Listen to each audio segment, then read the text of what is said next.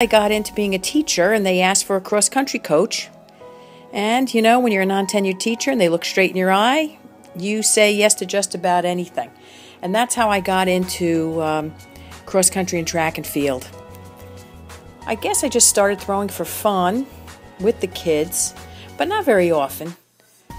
It was really in my older years, I guess after I was 30 years old, that I said, you know, I'm tired of looking around and watching. I want to do this stuff. I hit 50 when the implements got smaller, and really enjoyed it. Met a lot of nice people when I'd go to meets, was able to practice with my children.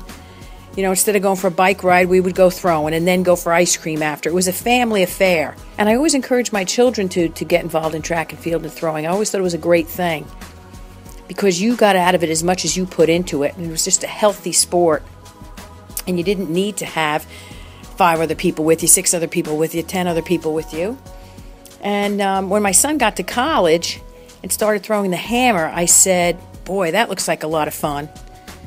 And I was able to learn that with his help and really got hooked because it was just so much fun to go around in a circle and throw this ball as far as you can go. It was just so much fun.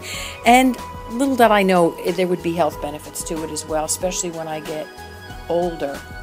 And at my age, I think it's a wonderful sport for somebody older. As I go to these master meets, there are more men.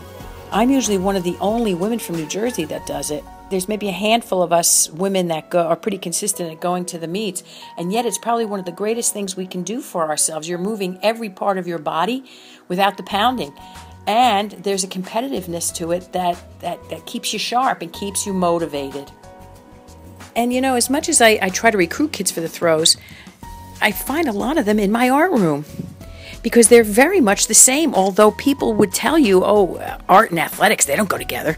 You know, they certainly do. They're both individual events that can be improved by practice. And there's a certain amount of creativity involved in both, and craftsmanship and pride and accomplishment, and they both seem to fit my personality perfectly.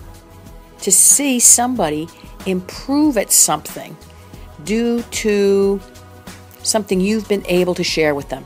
And I guess that ties in with the teaching part as well for me, to see these young kids really do well. And then on top of it, the self-esteem that comes with it when they attain those skills, when they throw far and how it feels, or when the piece of artwork gets hung up or selected for an art show or is a winner at a show.